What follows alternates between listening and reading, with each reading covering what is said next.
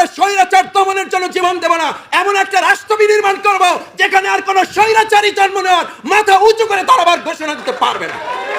আমরা যারা জীবনের ঝুঁকি নিয়ে কাজ করেছি, আমাকে মির্জা ফখরুল ইসলাম আলমগীর ভাই মঞ্চ থেকে নামার সময় বলতেন, মাসুদ তুমি সতর্কতার সাথে বের হবা যাতে তোমাকে ওরা কোনো ক্ষতি করতে না পারে। অত্যন্ত সুপরিকল্পিতভাবে পিছন থেকে, ডানে থেকে, বামে থেকে, আমাদের পার্শ্ববর্তী রাষ্ট্রগুলো থেকে জাতীয় ঐক্য বিনষ্ট করার জন্য ক্ষুদ্র ক্ষুদ্র ইস্যুগুলো তৈরি করে কেউ কেউ বৃহত্তর ইস্যুগুলোকে আড়াল করার সুপরিকল্পিত চেষ্টা চালিয়ে যাচ্ছে।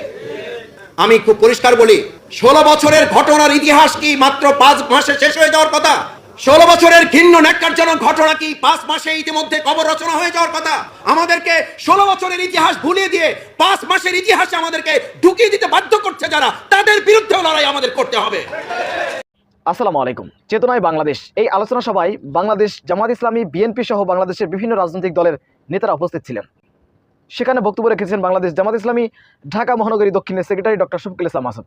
এ সময় ডক্টর শফিকুল ইসলাম মাসুদ বলেন, বাংলাদেশের জন্য আর কেউ স্বৈরাচারী হিসেবে মাথা উঁচু করে দাঁড়াতে না পারে, সেজন্য রাষ্ট্র ব্যবস্থাকে সঠিকভাবে ঢেলে সাজাতে হবে। আমরা বিস্তারিত জামাত নেতা ডক্টর শফিকুল ইসলাম মাসুদের মুখ থেকে জেনে আসবো।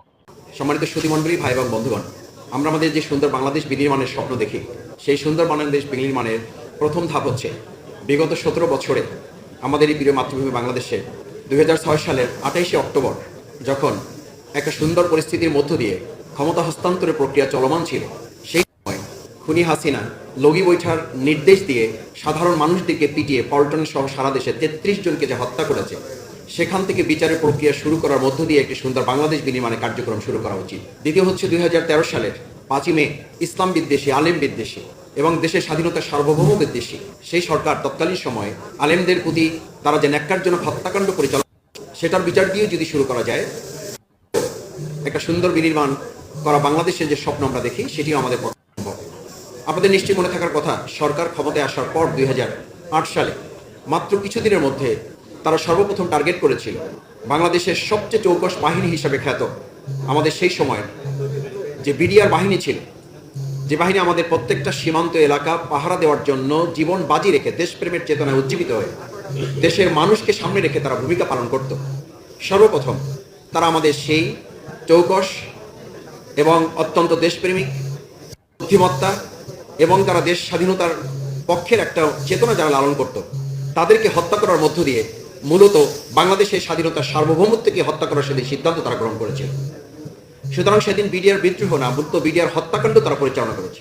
এবং আপনাদের মনে থাকার কথা, সেই দিনের ঘটনার প্রেক্ষাপট ধরে যদি আজকে শেখ হাসিনাকে সামনে নিয়ে এসে বিচারে দাঁড় করানো যায়, তাহলে আমরা বুঝতে পারবো যে এই যে প্রতিদিন এখন আমাদের সীমান্তগুলোতে উত্তেজনা তৈরি করা হচ্ছে এবং অত্যন্ত পরিকল্পিতভাবে আমাদের প্রতিবেশী রাষ্ট্র অযথাই কিছু কথা আমাদের বিরুদ্ধে দিচ্ছে, আমাদের আলু বন্ধ করে দিবে, আমাদেরকে পেঁয়াজ বন্ধ করে দিবে, আমাদেরকে রসুন বন্ধ করে দিবে, আমাদেরকে কাঁচামরিচ বন্ধ করে দিবে, আমাদেরকে ডিম বন্ধ করে দিবে। আমার কাছে খুব হাস্যকর মনে হয় যে বাংলাদেশ 2024 সালের জুলাই আগস্টে জীবন বাজি রেখে গুলির মুখে দেশ এবং খুনি হাসিনার পদত্যাগ চেয়েছিলাম, সেখানে একটা দলই পদত্যাগ করেছে। শুধু তাই না, একটা আধিপত্যবাদেরও পতন হয়েছে। সেরকম একটা রাষ্ট্রকে এখন চাল ডাল তেল আর পেঁয়াজ রসুনের হুমকি দিয়ে আমাদেরকে দমিয়ে রাখাটা বোকামি ছাড়া আর কিছুই না। এরপরে আমি আপনাদের কাছে একটা কথা বিনয়ের সাথে বলি, দেখেন বর্তমান সময় একটা নতুন কিছু কিছু জায়গায় আমি মিডিয়ার একটা ইন্টেনশন খেয়াল করি যে কোথাও একটা ছোট চাঁদাবাজির ঘটনা ঘটেছে। এই চাঁদাবাজির ঘটনাটা কি বিগত 16 বছরের যত বড় বড় দেশ বিরোধী ষড়যন্ত্রমূলক শেয়ার বাজার লুট হয়েছে, বাংলাদেশে ব্যাংকগুলো শেষ করে দেওয়া হয়েছে, আমার তো মনে হয় অত্যন্ত পরিকল্পিতভাবে চাঁদাবাজির এই সূক্ষ্ম সূক্ষ্ম ঘটনাগুলো তুলে নিয়ে এসে শেয়ার বাজার লুটের বড় বড় ঘটনাগুলোকে কেউ কেউ পরিকল্পিতভাবে এগুলোকে আড়াল করতে চায়। আমি অত্যন্ত ব্যর্থহীন কণ্ঠে একটা কথা বলি, বাংলাদেশ জামাত ইসলামী এবং আজকের বাংলাদেশ জাতীয়তাবাদী দল, আমার বীর মুক্তিযোদ্ধা আব্দুল সালাম ভাই, আমরা একসাথে রাজপথে 12 সালে, 13 সালে, 14 সালে আমাকে যখন মোহাম্মদপুর থেকে ডিবি বিপ্লব গ্রেপ্তার করে, তখন গ্রেপ্তার করে সাথে সাথে আমাকে জানতে চেয়েছিল যে আপনি ধানমন্ডি ঢুকলেন কি করে। আমি জানতে চাইলাম আপনি কি বললেন, ধানমন্ডি কি বাংলাদেশের বিচ্ছিন্ন কোনো দ্বীপ? এখানে ঢোকা যাবে না কেন? বলছে এখানে একটা পিঁপড়া ঢুকলেও আমাকে বলতে হবে, একটা পিঁপড়া বের হলেও আমাকে জানাতে হবে।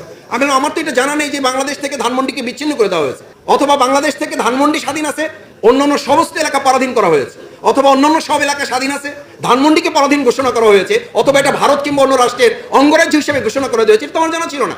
সেই সময়ের আন্দোলনে আমরা যারা কাজ করেছি, অত্যন্ত সুপরিকল্পিতভাবে পিছন থেকে, ডানে থেকে, বামে থেকে, আমাদের পার্শ্ববর্তী রাষ্ট্রগুলো থেকে জাতীয় ঐক্য বিনষ্ট করার জন্য ক্ষুদ্র ক্ষুদ্র ইস্যুগুলো তৈরি করে কেউ কেউ বৃহত্তর ইস্যুগুলোকে আড়াল করার সুপরিকল্পিত চেষ্টা চালিয়ে যাচ্ছে।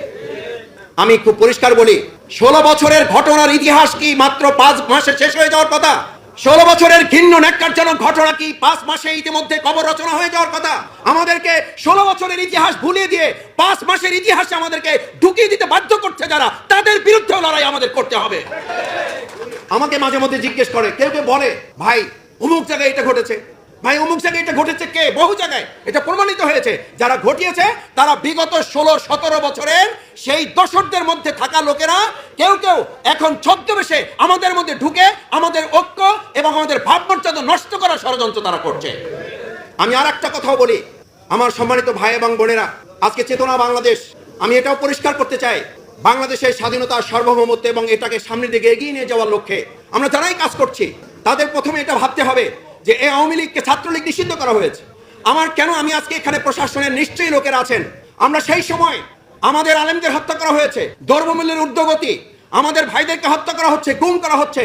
তার জন্য আমরা যখন নিয়মতান্ত্রিক ভাবে কোথাও মিছিল মিটিং করার জন্য সিদ্ধান্ত নিতাম, 2 ঘন্টা আগে গিয়ে দেখতাম আমাদের লোক উপস্থিত হওয়ার কথা 200, সেখানে প্রশাসনের লোক উপস্থিত হয়ে আছে 2000।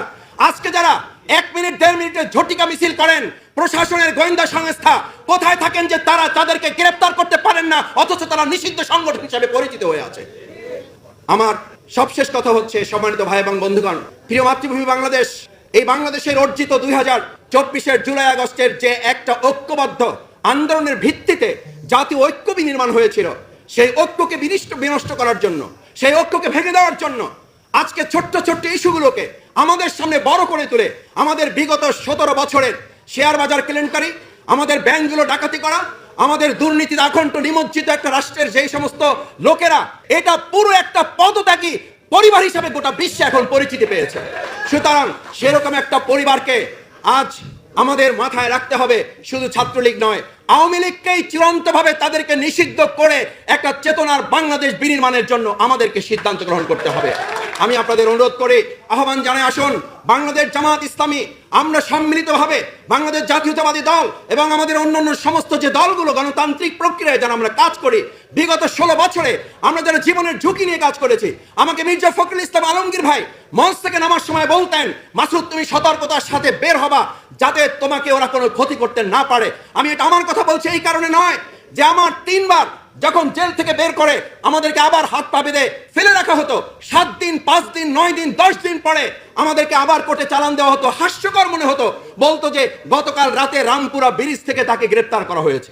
এত নির্লজ্জ একটা বাংলাদেশ যেখানে আমরা 17 বছরে পার করে এসেছি, সেই বাংলাদেশ বিনির্মাণে আজকে চেতনা বাংলাদেশের যে উদ্যোগ, আমি আশা করব সেই বাংলাদেশ বিনির্মাণে আমরা সবাই এখানে গণতান্ত্রিক প্রক্রিয়ায় যারা ফ্যাসিস্টের বিরুদ্ধে, আমি শুধু একটা কথা বলে শেষ করতে চাই, আমরা প্রায় বলি প্রয়োজন আবার জীবন দেবে, হ্যাঁ জীবন দেব অর্থনীতির জন্য, হ্যাঁ জীবন দেব সুন্দর সংস্কৃতি বিনির্মাণের জন্য, ইয়েস জীবন দেব পররাষ্ট্র নীতিমালা স্থায়ী করার জন্য, কিন্তু আর নতুন করে স্বৈরাচার দমনের জন্য জীবন দেব না। এমন একটা রাষ্ট্র বিনির্মাণ করব যেখানে আর কোন স্বৈরাচারী জন্ম নেওয়ার মাথা উঁচু করে দাঁড়াবার ঘোষণা দিতে পারবে না। কেন আমাদেরকে বারবার জীবন দিতে হবে? কেন আমাদের 53 বছর পরে এসে বলতে হবে এই দেশকে আবার স্বাধীন করতে হবে? আমাদের প্রত্যেকের জীবনের মূল্য আছে। সুতরাং আসুন চেতনা বাংলাদেশের বাংলাদেশ জামাত ইসলামী সেরকম একটি রাষ্ট্র বিনির্মাণ করতে চায় যেই দেশে আর ফ্যাসিস্ট স্বৈরাচারী কোন মানুষ, কোন সরকার, কোন ব্যক্তি, কোন গোষ্ঠী আগামী দিন আর মাথা উঁচু করে দাঁড়াতে পারবে না। সেই বাংলাদেশ বিনির্মাণে আপনাদের সকলের ঐক্যবদ্ধ ভূমিকা পালনের আহ্বান জানিয়ে আমার কথা শেষ করছি। আল্লাহ হাফেজ। বাংলাদেশ জিন্দাবাদ, চেতনা বাংলাদেশ জিন্দাবাদ। সুপ্রিয় দর্শক, জামাত নেতা ডক্টর শফিকুল ইসলাম মাসুদের এই বক্তব্যটি আপনারা কিভাবে দেখছেন অবশ্যই আপনাদের মূল্যবান মন্তব্য কমেন্ট বক্সে জানাবেন। সবসময় সত্য নির্ভেজাল তথ্য পেতে স্বাধীন বাংলা টিভি ইউটিউব চ্যানেলটি সাবস্ক্রাইব করে আমাদের সাথে থাকুন। আসসালামু আলাইকুম রহমতুল্লাহি ওয়া বারাকাতুহু।